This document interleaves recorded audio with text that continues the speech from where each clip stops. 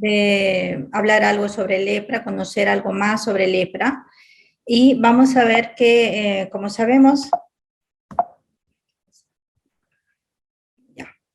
la lepra es una enfermedad pues conocida desde hace muchísimos años, con múltiples, con múltiples sinónimos, con múltiples nombres con los que se le ha ido conociendo, ¿no?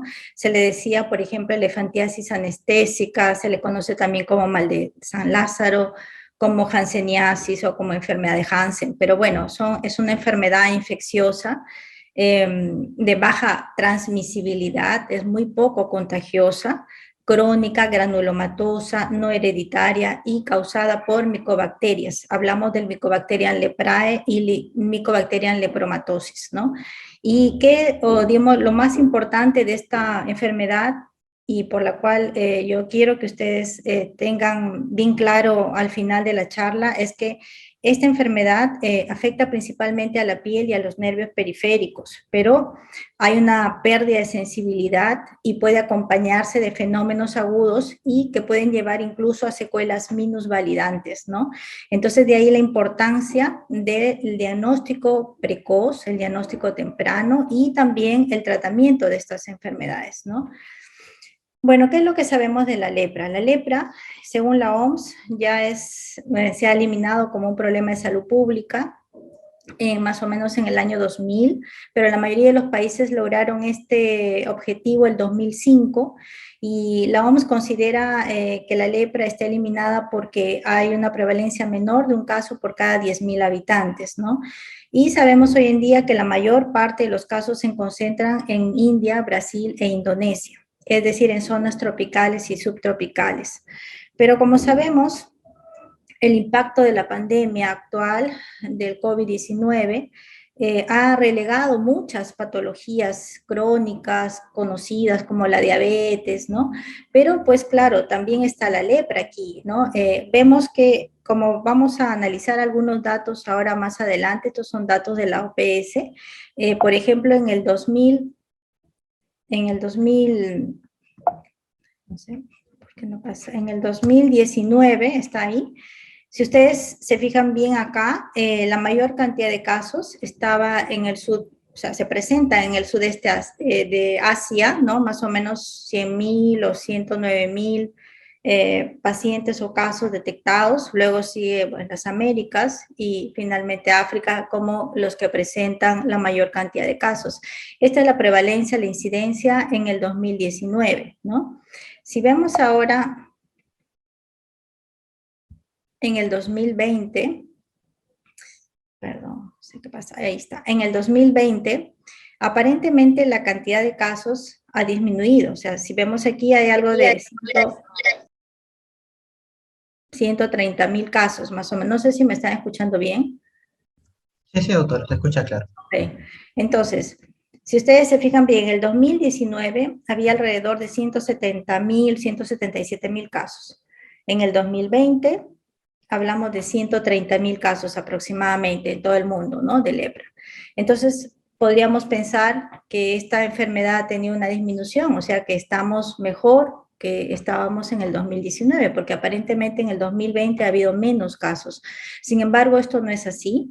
Se sabe que ha habido menos reportes, hay un subregistro, o sea, probablemente no es que la enfermedad tengamos menos pacientes con lepra, sino que probablemente ha sido desatendida como muchas otras patologías durante la pandemia, ¿no?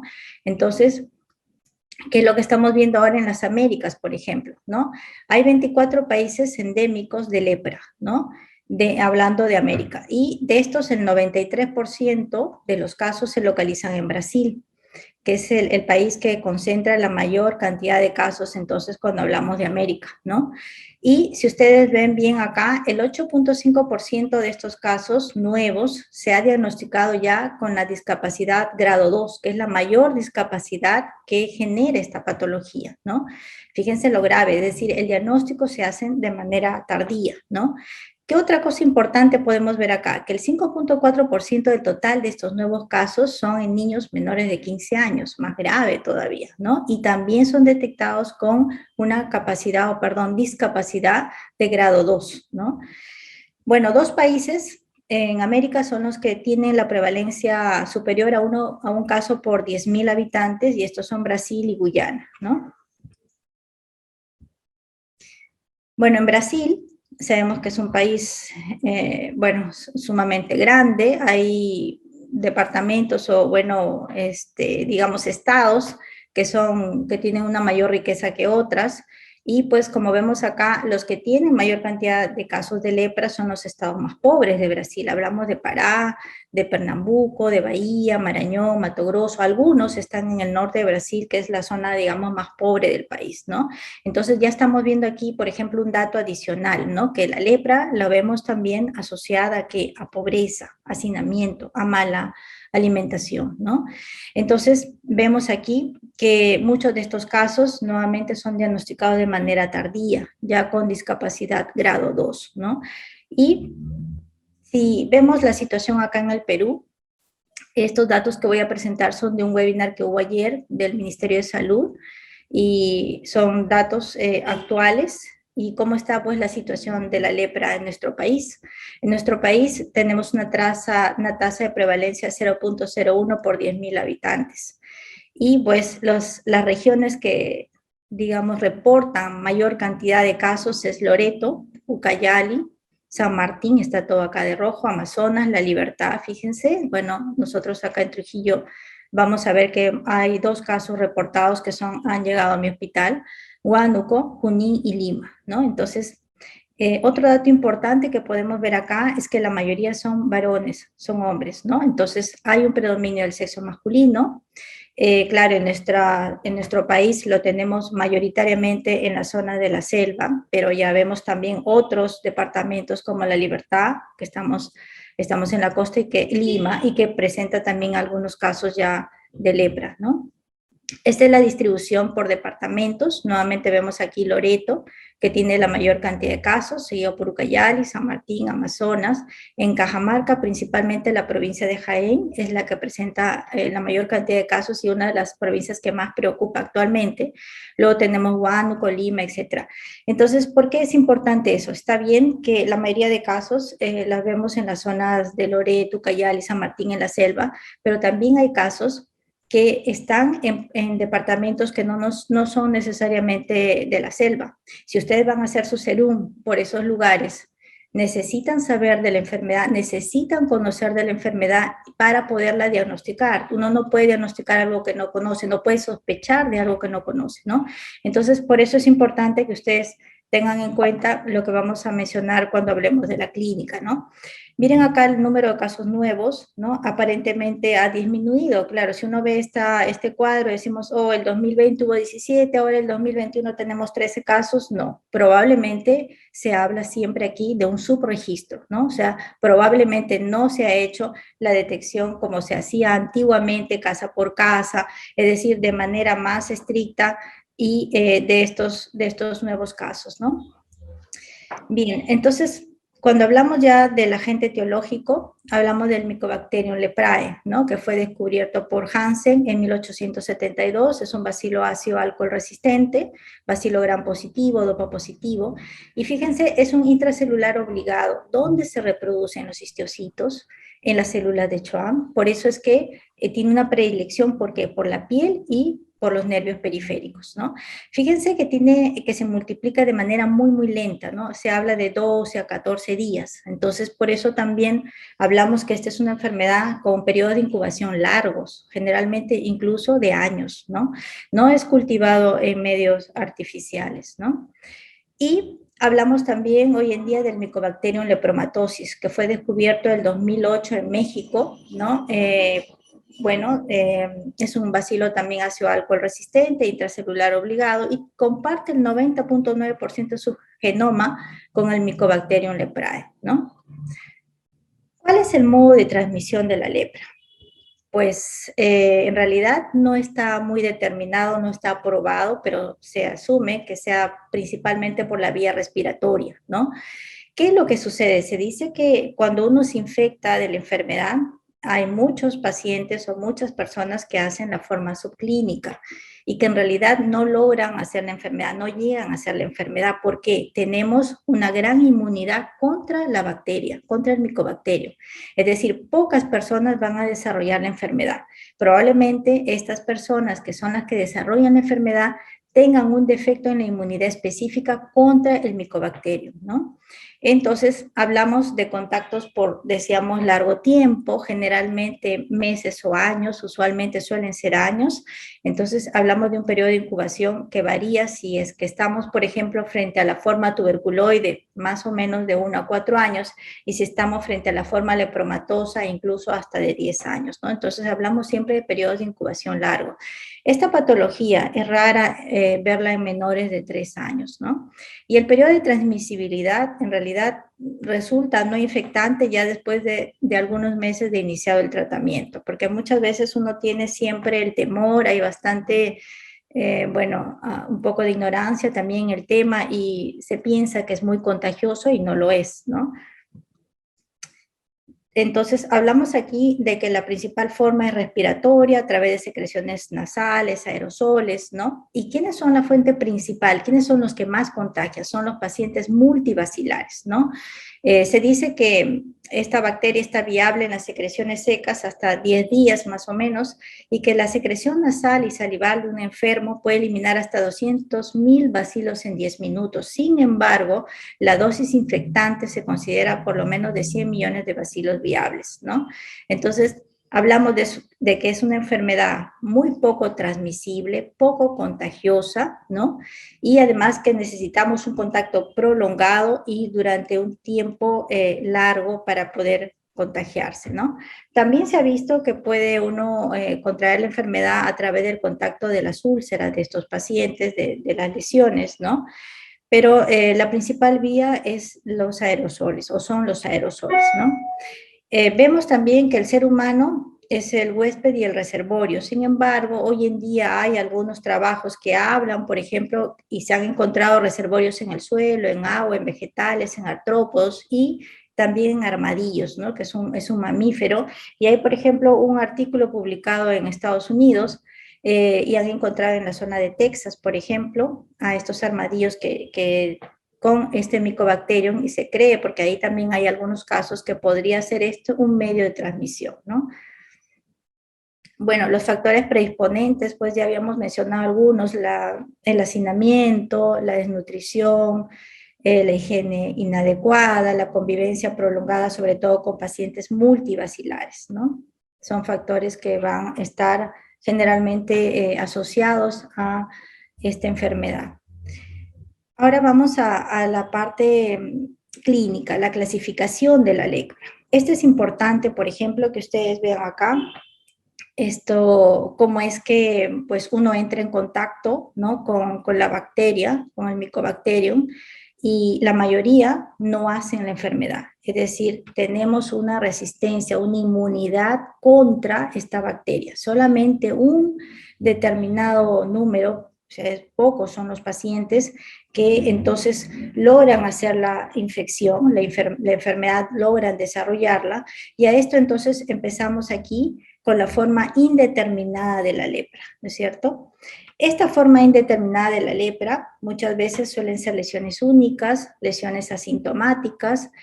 Vamos a ver más adelante cómo se manifiestan incluso como máculas hipocrómicas, es decir, son como manchitas claras y que casi pasan muchas veces desapercibidas, ¿no?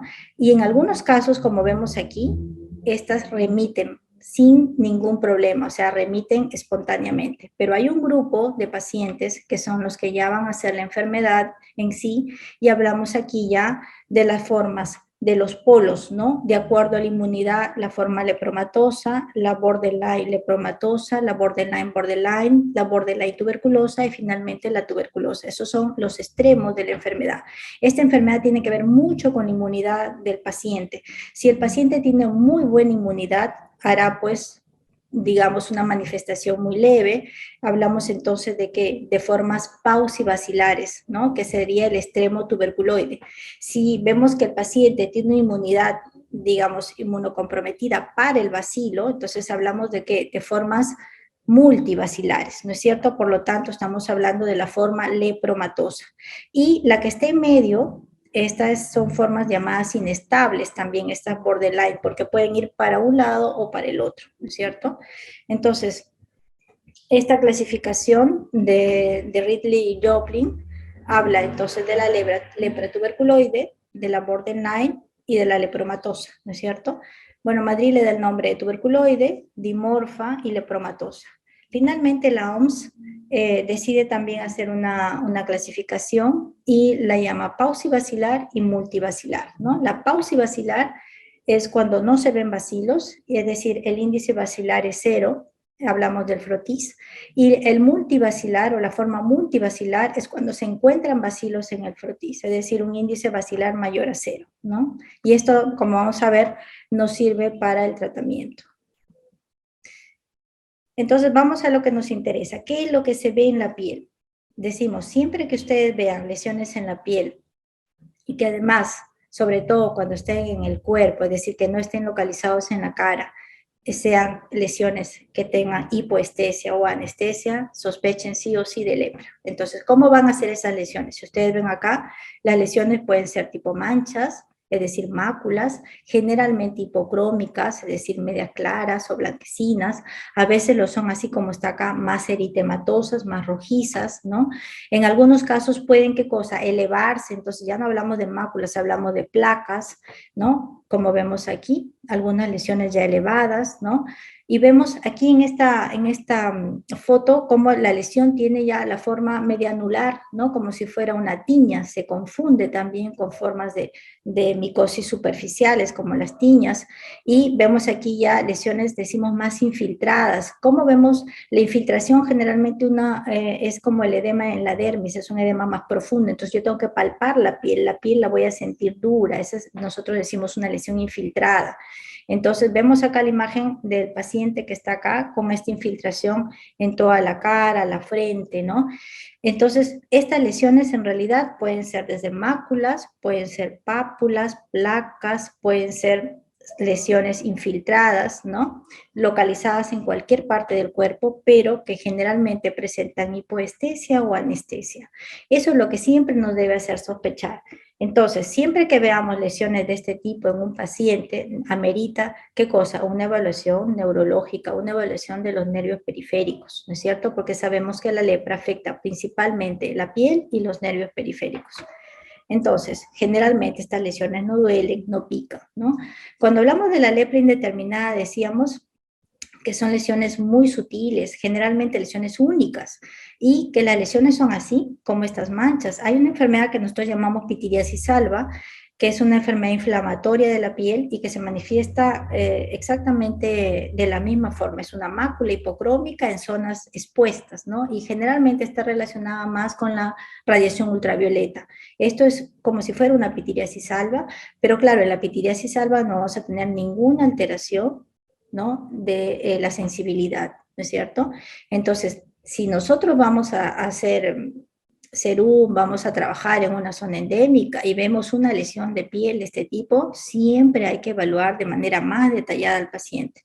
Entonces, recuerden que la lepra indeterminada generalmente son lesiones maculares, suelen ser únicas, hipocrómicas, a veces un poco eritematosas, ¿no? Y que puede esta forma de lepra indeterminada remitir, ¿no? O puede a veces ir a los polos tuberculoide o lepromatoso, ¿no?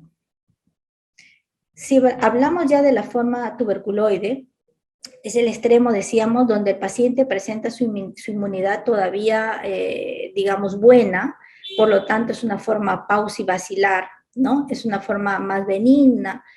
También en algunos casos puede haber regresión de la enfermedad, no hay manifestaciones sistémicas, y las lesiones suelen ser, como vemos acá, a veces maculares, ¿no?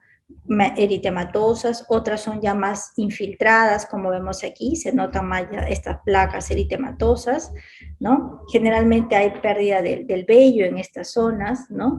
Y sí puede haber ya afectación neurológica, ¿no?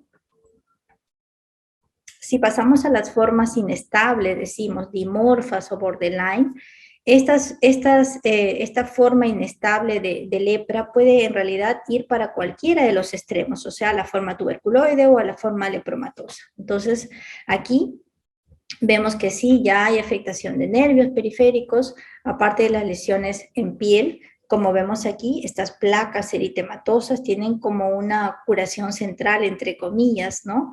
Fíjense aquí esta zona como si tuviera, como si no hubiera nada, como si no estuviera afectado, casi medio anular, ¿no? O las lesiones que vemos aquí en el tronco, pero casi siempre tienen una infiltración, o sea, siempre recuerden que hay que tocar la piel. Cuando hablamos de mácula o mancha, solamente cambio de color, pero cuando hablamos ya de lesiones que son más infiltradas, son lesiones gruesas, duras al tacto, ¿no? Bueno, el extremo, ya digamos, donde la inmunidad está más comprometida, entonces hablamos ya de la forma más severa, de la forma multivacidal, de la forma lepromatosa, ¿no es cierto? La forma lepromatosa, pues ya va a haber una infiltración más difusa de la piel, son lesiones a veces ya que empiezan como pápulas, pero luego ya se tornan nodulares, es decir, son lesiones ya más sólidas, más grandes. Hay incluso pérdida de las cejas, o sea, hay madarosis superciliar, ciliar, empieza a infiltrarse la cara y toma esa forma que nosotros llamamos de facies leonina, ¿no? Hay afectación ya neurológica, es una afectación lenta, pero suele ser más simétrica. Incluso se dice que hay una anestesia bilateral en manos y pies llamadas en guante y calcetín. Empieza, digamos, esta forma de lepra lepromatosa, que es la más severa, es la que creo que la mayoría vemos en las fotos de esas lesiones tan infiltrantes, tan incluso deformantes, ¿no? Y claro, con una mayor discapacidad también, ¿no? Entonces hay compromisos de otros órganos, hablamos ya de rinitis, de glositis, puede haber incluso perforación del tabique nasal, hay laringitis, disfonía, compromiso hepático, etcétera, ¿no? Es decir, hay incluso característicamente el acortamiento de los dedos, o sea, no es que la lepra haga que, digamos, los dedos a ver, ¿cómo diríamos? Que se ulceren y se vayan recortando. No, hay un acortamiento de los dedos, hay una resorción ósea, entonces el dedo se hace más pequeñito, ¿no? Eso es una característica también de esta enfermedad, ¿no? Vamos a ver aquí algunas fotos de lo que sería entonces la lepra lepromatosa. Creo que la mayoría ha visto ya estas fotos de pacientes que son ya deformantes. Miren cómo hay una alteración acá en el tabique nasal, cómo hay una infiltración ya de toda la cara, igual aquí, ¿no? Con la deformación ya de la cara, la infiltración en las extremidades, ¿no? Miren acá estos nódulos, ¿no? En la cara del paciente, en el pabellón auricular. Esto vemos aquí, se llama lagoftalmo, que también es otra afectación que se ve en la lepra, en los estadios más severos. Hablamos entonces ahora de la lepra lepromatosa. Fíjense aquí la mano, cómo es que hay el acortamiento de los dedos, ¿no? Esa resorción ósea. Estas lesiones nodulares, difusas, diseminadas, ¿no? Que sería el extremo entonces, digamos, más severo de la enfermedad, ¿no? La lepra lepromatosa. Hay en estos pacientes también, y es importante que ustedes conozcan las reacciones de reversión, que son de dos tipos. ¿Por qué son importantes? Porque pueden aparecer en cualquier momento de la enfermedad, incluso durante el tratamiento. Y muchas veces el paciente está en tratamiento, de repente empeora su enfermedad y no debemos nunca suspender el tratamiento, sino agregarle tratamiento con corticoides, generalmente corticoides prednisona, a veces damos talidomida, dependiendo del caso, para, digamos, disminuir esta reacción severa que hacen los pacientes, a veces antes, durante o después del tratamiento. Entonces, la tipo 1 ocurre en pacientes generalmente borderline tuberculoso, borderline o borderline lepromatoso, ¿no? ¿Y qué es lo que va a pasar? Va a haber un empeoramiento de las lesiones, hay un incremento del eritema, de la inflamación de las lesiones, con o sin compromiso neurológico. Y el tipo 2 es el llamado eritema nodoso leproso, donde se da el fenómeno de Lucio, ¿no? Aquí el paciente presenta nódulos, generalmente subcutáneos, dolorosos, más en extremidades, que es lo que estamos viendo acá, y generalmente pues asociado a fiebre y claro, malestar general, ¿no? Entonces, estas reacciones son importantes reconocerlas porque llevan muchas veces a compromiso neurológico severo y aumenta también la posibilidad de una discapacidad en el paciente, ¿no? Sobre todo en la tipo 2. Cuando hablamos de compromiso de nervios periféricos, vamos a ver, por ejemplo, engrosamiento, ¿no? De estos nervios, no hay dolor, se afectan las ramas sensitivas y las ramas autonómicas, las ramas motoras, va a haber paresias, parálisis. ¿Y cuáles son los nervios que están más afectados? El nervio cubital, el nervio mediano, el nervio radial, ciático, popliteo externo, tibial posterior, supraorbitario, facial, trigémino, etcétera, ¿no? Entonces aquí vamos a ver algunas cosas que suelen presentar estos pacientes cuando hay este compromiso de nervios periféricos. Por ejemplo, aquí miren el engrosamiento del nervio supraorbitario, ¿no? Cómo se siente o cómo se ve como un cordón, ¿no es cierto? Fíjense aquí el nervio facial, cuando es afectado, el paciente no puede cerrar el ojo, no puede cerrar y esto le llamamos entonces lagoftalmo. Hay compromiso del nervio trigémino, hay una anestesia corneal, entonces nosotros podemos con un algodoncito finito, ¿no? Intentar ver si el paciente parpadea al momento que uno va y toca la córnea, generalmente el paciente no mueve, ¿no? Pero eso se hace con mucho cuidado para no lesionar la córnea. Luego vemos aquí, por ejemplo, ¿no? Que el paciente como no siente, muchas veces se hace heridas, muchas veces se lacera, se ulcera y va haciendo estas lesiones ya, incluso decíamos, ya con acortamiento de los dedos y totalmente discapacitantes, ¿no? ¿Cómo hacemos el diagnóstico de lepra? Pues una buena anamnesis es importantísimo. Si el paciente viene de zonas endémicas, son conocidas las zonas endémicas, el examen físico detallado, recuerden que la piel, nosotros hacemos de la lectura de la piel con las lesiones elementales, si son máculas, si son placas, si están infiltradas, si son nódulos, dónde están localizadas, la palpación de los nervios para ver la fuerza, la función motora, las pruebas de sensibilidad, generalmente la temperatura es una de las que se altera más tempranamente, el tacto, el dolor, y claro, hay que hacer vaciloscopías también.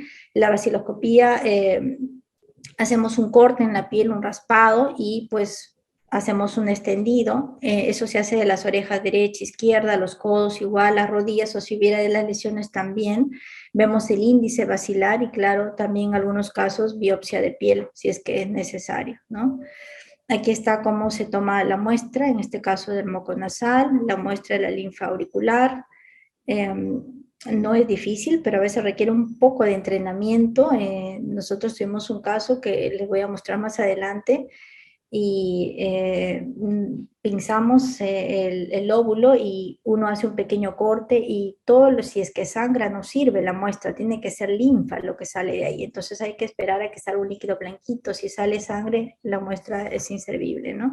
Entonces con un poquito de estrés así se puede hacer la toma de la muestra, ¿no? La biopsia también, la biopsia de piel y generalmente vamos a encontrar infiltrados crónicos, con granulomas, tuberculoides generalmente, y en algunos casos ya se visualiza incluso el micobacterium, ¿no? Hay unas coloraciones especiales también que se pueden hacer, como la coloración fitefaraco, para visualizar los bacilos, ¿no? Aquí vemos también la toma de la baciloscopía, las muestras, ¿no? Y pues la tinción en Sil-Nielsen y la lectura, ¿no? La OMS propone 3 signos cardinales para el diagnóstico de la lepra. ¿Cuáles son? Las lesiones en piel, que ya vimos, que pueden ser manchas, parches, placas hipopigmentadas o eritematosas con pérdida de sensibilidad, el engrosamiento de los nervios periféricos y la baciloscopía positiva o bacilos en la biopsia, ¿no? Entonces, si nosotros vemos a pacientes que vienen de zonas endémicas, que tienen lesiones de este tipo, necesitamos sí o sí una evaluación detallada, ¿no? Hacer una evaluación de los nervios periféricos, si se requiere baciloscopías, ¿no? Para orientarnos y llegar al diagnóstico, ¿no? Se dice que la zona de la cara es la única que no es buena para valorar la sensibilidad, porque es una área muy sensible, muy inervada, y entonces muchas veces es difícil que el paciente realmente digamos que no sienta algo, entonces no es una buena zona la piel de la cara, pero el resto del cuerpo sí, ¿no? Cuando hablamos del tratamiento, hablamos ahora, decíamos, de las formas basilares y las multibasilares. La única diferencia ahora es el tiempo, ¿no? Es decir, utilizamos dapsona, rifampicina y clofazimina por 6 meses para las formas pausibasilares y el mismo esquema, pero por 1 año para las formas multibasilares, ¿no? Y bueno, para terminar, les voy a presentar algunos casitos clínicos.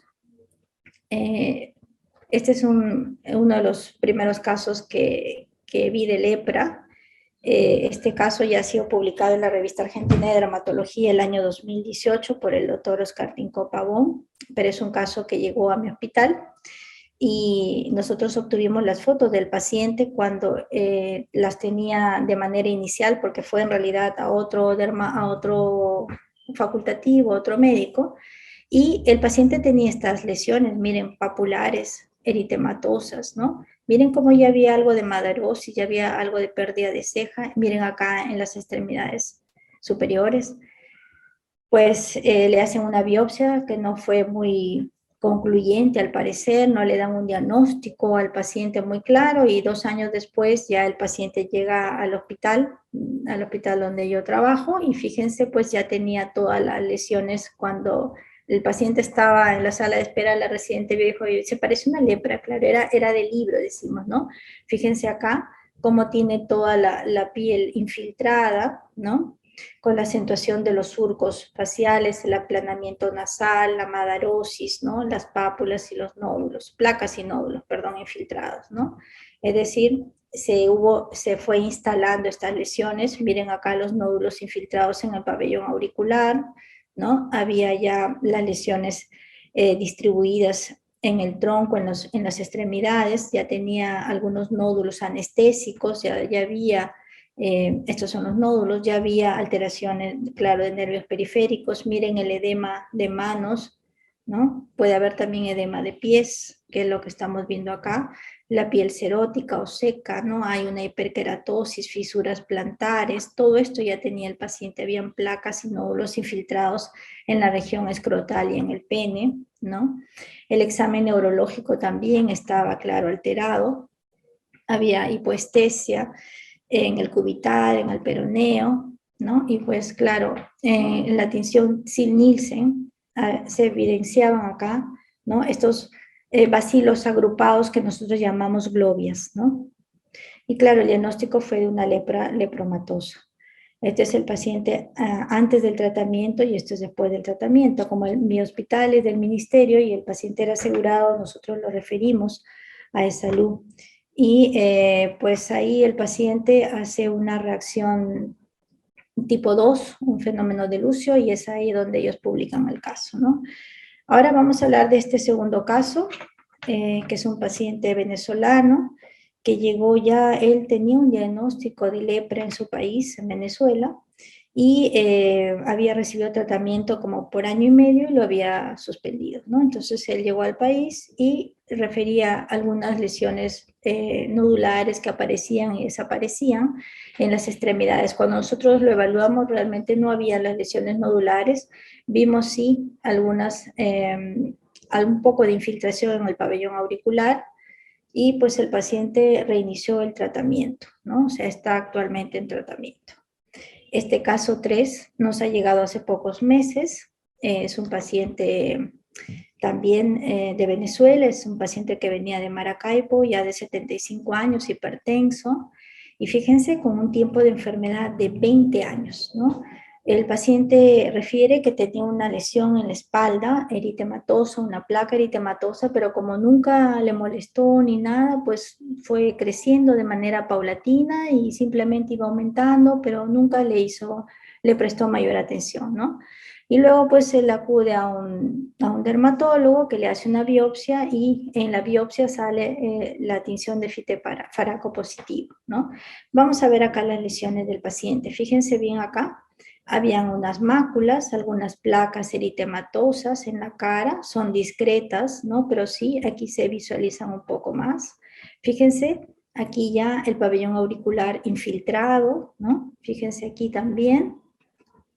Miren, esta es la mancha que el paciente refería, el parche, que lo tenía 20 años, desde hacía 20 años en Venezuela. Nosotros cuando llegó el paciente decíamos, pero acá no tenemos lepra en Trujillo. ¿De dónde viene usted? Vengo de Venezuela. Pero esto no, esto me apareció recién, que no sé qué. Entonces, tiene que haber habido alguna lesión previa. Cuando empezamos a revisar al paciente, sáquese la camisa, etcétera. Entonces le digo, ¿y esto? No, pues esto ya lo tengo hace como 20 años, ¿no? Y ahí la hija recordó que sí, que eso lo tenía desde hacía como 20 años. Entonces, fíjense acá, esta lesión en placa eritematosa infiltrada, claro, con el tiempo fueron apareciendo más lesiones. Recuerden que son la mayoría de las veces asintomáticas y por eso es que muchas veces el paciente no le presta atención, ¿no? Entonces, claro, aquí tenemos en todas las extremidades, ¿no? Fíjense acá, también en las extremidades inferiores, el reporte de la baciloscopía, era un paciente con baciloscopía positiva, la biopsia también se evidenciaban globias, entonces el diagnóstico fue de una lepra dimorfa lepromatosa, ¿no? Y bueno, lo que yo quería era traerles esos casos, el último que es un caso nuevo, pero que a pesar de que nosotros estamos acá en Trujillo y que decimos entre comillas no somos zona endémica, pues tenemos que estar atentos ya no solamente a los casos que pueden venir de San Martín, de Ucayali, etcétera, sino de pues pacientes que vienen que por la migración de Venezuela, etcétera, que también sabemos que ahí hay bastante lepra y pues muchos de ellos ya vienen con la enfermedad porque sabemos que este es un periodo de incubación bastante largo y pues muchas veces nos toca, como en este último caso, hacer el diagnóstico. El paciente ya está en tratamiento y ya sabemos que son tratamientos largos, para las multivacilares es un año de tratamiento, ¿no? Entonces, la atención que debemos tener siempre cuando veamos lesiones de piel, ¿no? De ese tipo, evaluación siempre neurológica, que más siempre investigar de dónde viene el paciente, la procedencia es importante, pensar que si son pacientes extranjeros, también en esas zonas hay lepra, como ya hemos visto, y qué es lo que nos dice la OMS ahora, hacia dónde vamos, ¿no? Bueno, lo que la estrategia mundial ahora es pues hacia el 2030, ellos miran ya hacia el 2030, hacia cero lepra, ¿no? Y esto es, bueno, pues una visión a largo plazo que se tiene de cero lepra, cero infección y enfermedad, cero discapacidad, cero estigma y discriminación, ¿no? Y pues estas son las metas, 120 países con cero nuevos casos autóctonos, 70% de reducción en el número anual de casos nuevos detectados, reducción del 90% en la tasa por millón de habitantes de casos nuevos con discapacidad grado 2, reducción del 90% en la tasa por millón de niños de casos nuevos pediátricos con lepra, eso es lo que se quiere, ¿no? Lograr. Estos son algunos indicadores que dieron ayer. Decía que hubo un webinar donde hubo un representante de la OPS y él hablaba justamente, ¿no? De, claro, las metas ambiciosas, claro, al 2030, y pues todavía estamos por aquí e incluso con subregistro, ¿no? Entonces, nuestra tarea no es fácil, pero claro que se puede lograr. Entonces, a manera de conclusión, recordar que la lepra es una enfermedad que afecta principalmente a piel y a nervios periféricos, de muy baja transmisibilidad, es decir, el riesgo de contagio es bajo, tiene un periodo de incubación largo, el diagnóstico temprano previene discapacidades, el diagnóstico y tratamiento precoz de las reacciones son importantes. En el Perú, como vimos, aún hay lepra, y los departamentos que más reportan es Loreto, Ucayali, San Martín, Amazonas, La Libertad, Huánuco, Junín y Lima, y finalmente la migración acreciente el problema, ¿no? Bien. No sé si hay alguna pregunta. Muchas gracias, doctora, por la ponencia. Y sí, chicos, si es que tuviesen alguna pregunta, es momento para que puedan hacerla a través del chat o si desean pueden prender sus micros, no hay problema.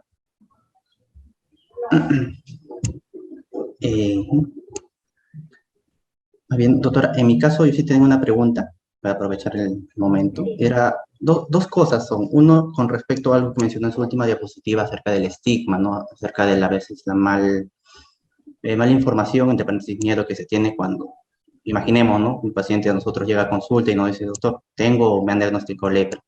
Entonces, el protocolo de atención en este tipo de pacientes se debe manejar, ya lo dijo, ¿no? Que no debería haber impedimento de nosotros para hacer el análisis de evaluación clínica, es decir, podemos sin ningún problema examinar al paciente, tocar al paciente. Así es. Que eh, no te vas a contagiar, ¿no? Eso es algo importantísimo, porque si nosotros que somos personal de salud no estamos informados, imagínate cómo vamos a educar al paciente, a los familiares de pacientes, qué cosa vamos a transmitir, ¿no?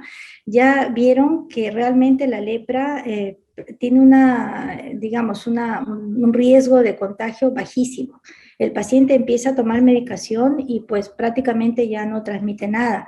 Para que te pueda contagiar necesitas un contacto demasiado prolongado, estrecho, ¿no? Prácticamente convivir con el paciente y por meses o años, ¿no?